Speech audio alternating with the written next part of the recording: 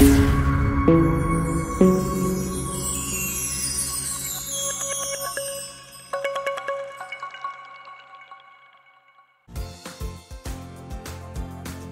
à tous et bienvenue dans la chaîne Chirurgie dentaire avec Manal.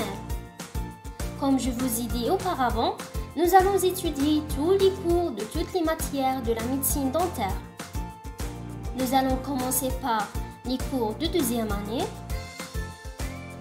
arrivant jusqu'au cours de sixième année, voire des projets de fin d'études.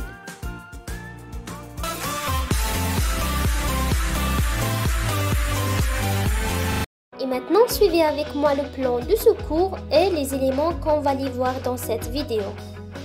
Cette première partie des généralités en anatomie dentaire contient plusieurs éléments à absolument apprendre par cœur. Nous allons commencer par une petite introduction. Ensuite, nous allons voir la forme des dents et leurs fonctions, une définition de la denture. Ensuite, les types de la denture, on en a deux, une temporaire, lactéale, et une autre permanente, définitive. Le cinquième élément, c'est la répartition des dents sur les deux arcades dentaires. Ensuite, le numéro spécifique de chaque dent. Aussi, nous allons voir la structure des dents. Elle est constituée d'un émail, dentine et pulpe dentaire. Aussi, des structures entourant les dents, qui est le parodonte, qui contient la gencive, l'os alvéolaire, les ligaments alvéolo-dentaires qui est le desmodonte et le sément. Ensuite, il y a les fossettes et l'élément d'après, c'est les crêtes marginales.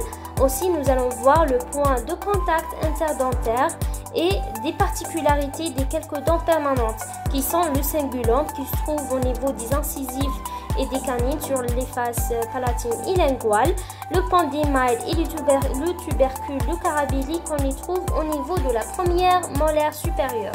13e élément, c'est la formule dentaire en fonction des cadrans. Le 14e élément, c'est la codification des dents selon la nomenclature internationale et elle est divisée en deux, une ancienne codification et une nouvelle codification.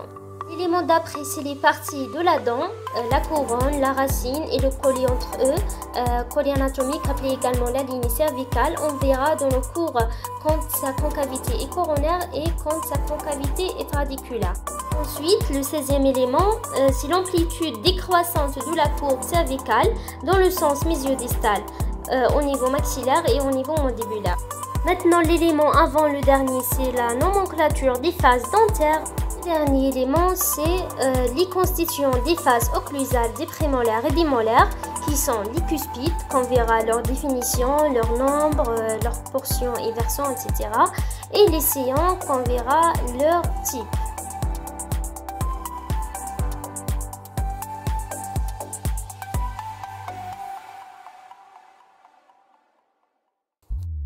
Et maintenant, allons-en voir les éléments de ce cours bien détaillés. Commençons par l'introduction. Les formes dentaires étant des formes biologiques, elles ne présentent que des surfaces courbes plus ou moins accentuées. Tous les éléments qui constituent la dent se relient entre eux par des formes de passage concave, ne présentant pas d'angle vif. Toutefois, le fond creux du sillon intercuspidien fait l'exception à cette règle. Ces dents sont des organes pairs et les dents d'une hémiarcade droite sont les images symétriques de celle gauche. La forme des dents conditionnera leur fonction, à savoir, les incisives coupent, les canines déchirent, les molaires et les prémolaires écrasent. Maintenant, qu'est-ce qu'une denture? C'est l'état statique des dents déjà en place. On a deux types, les dents temporaires lactéales et les dents permanentes qui sont définitives. Les dents temporaires, elles sont au nombre de 20, 8 incisifs, 4 canines, 8 molaires et pas de prémolaires. Les dents permanentes, elles sont au nombre de 32, 4 incisives centrales, 4 incisives latérales, 4 canines, 8 prémolaires et 12 molaires. Les dents sont réparties sur les deux arcades dentaires.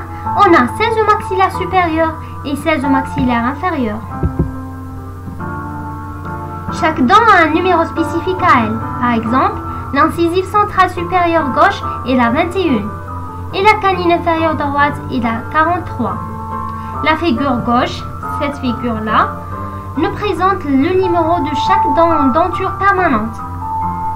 Comme on a donné au niveau dans l'exemple, la 21 c'est l'incisif central supérieur gauche.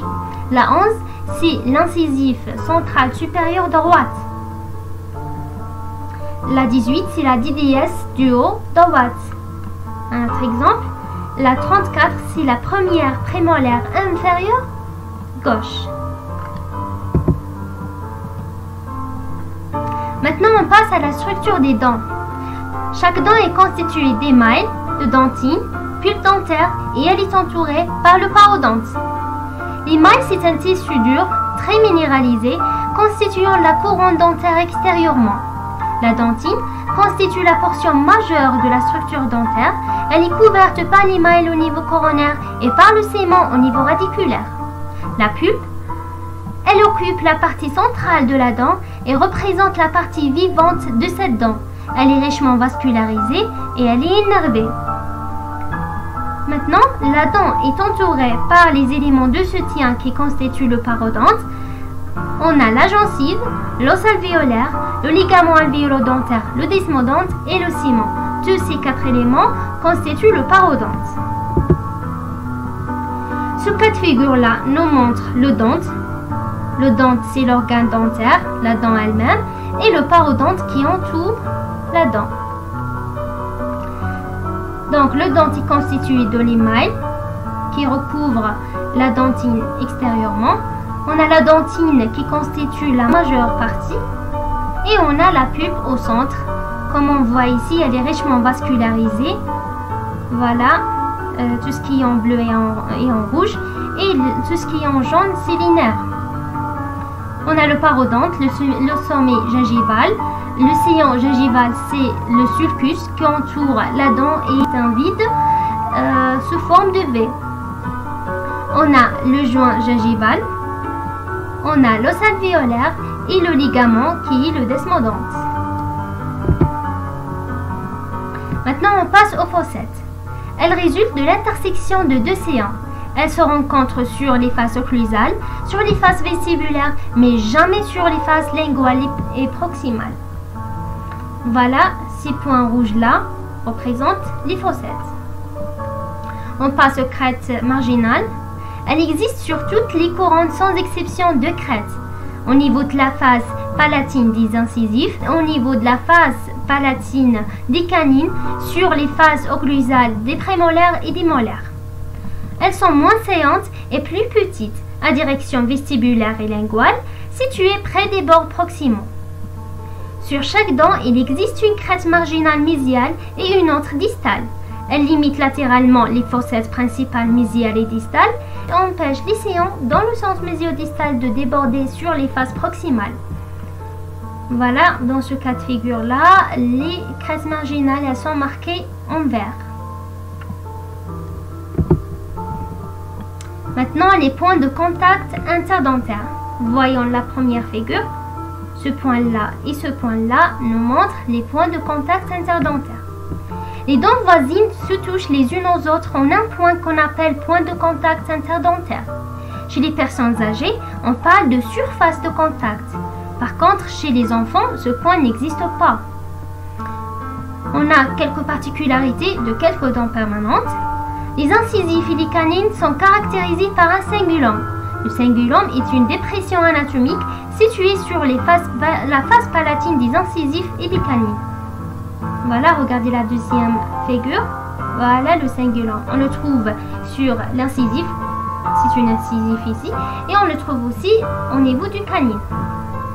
On a remarqué pour la première molaire supérieure la présence d'un pont d'émail situé sur la face occlusale. La troisième figure nous montre la face occlusale d'une première molaire supérieure et voilà le pont d'émail. On a aussi remarqué la présence d'un tubercule de Carabili. Regardez cette figure, cette petite figure. Voilà le tubercule de Carabili.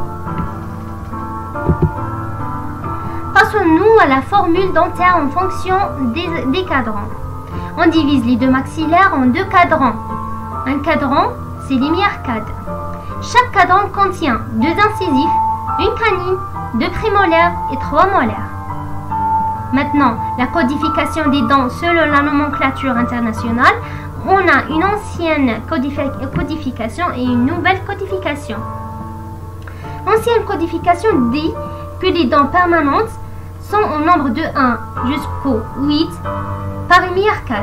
Et les dents actuelles sont au nombre de 1 jusqu'au 5 parmi 4, mais les chiffres sont romains. On a un exemple ici. 3 désigne une canine. En ce qui concerne la nouvelle codification, les dents permanentes, elles sont au nombre de 1 jusqu'au 8, mais du 11 jusqu'au 18 pour la linéaire 4 supérieure droite, de 21 jusqu'au 28 pour les dents de linéaire 4 supérieure gauche, de 31 jusqu'au 38 pour les dents permanentes de linéaire 4 inférieure gauche et de 41 jusqu'au 48 pour les dents permanentes de linéaire 4 inférieure droite.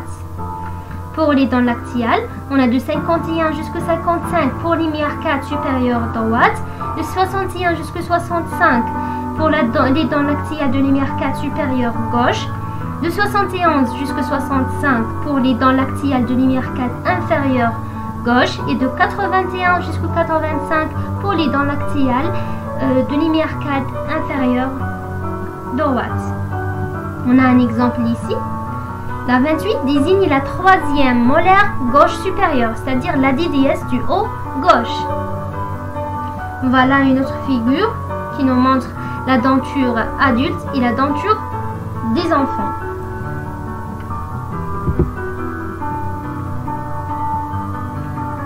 La dent est formée de deux parties. Une partie visible, appelée la couronne, et une autre partie qu'on ne voit pas, car elle est sous le parodonte. Comme on a dit auparavant, le parodonte est issu de soutien qui entoure la dent. Donc, la racine, c'est la partie qu'on ne voit pas, qui est en forme de cône, dont l'extrémité est appelée l'apex. La zone de jonction couronne-racine est appelée le collet anatomique, encore nommé l'anus cervical, qui est d'une concavité coronaire au niveau des faces vestibulaires et linguales, comme on représente la figure numéro 5. Voilà, cette concavité est coronaire. Voilà la face vestibulaire et la face linguale ou palatine. Par contre, la concavité, elle est radiculaire dans les faces proximales. Voilà.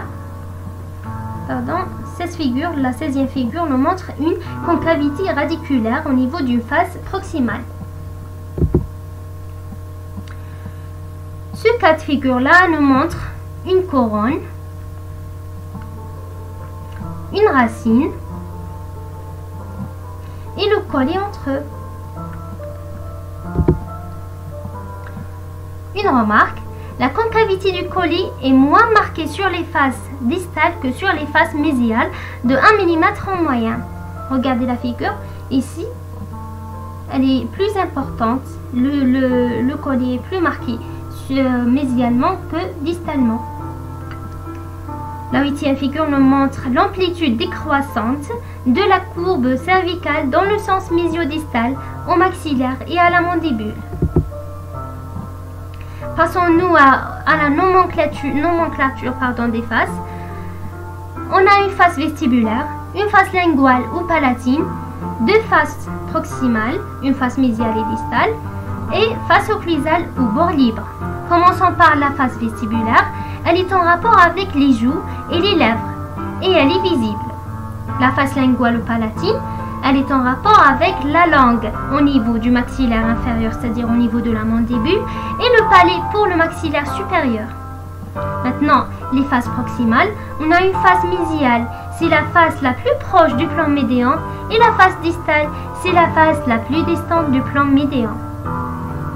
La face occlusale ou bord libre, bord incisif, selon qu'il s'agit du groupe prémolo-molaire ou du groupe incisivo-canin.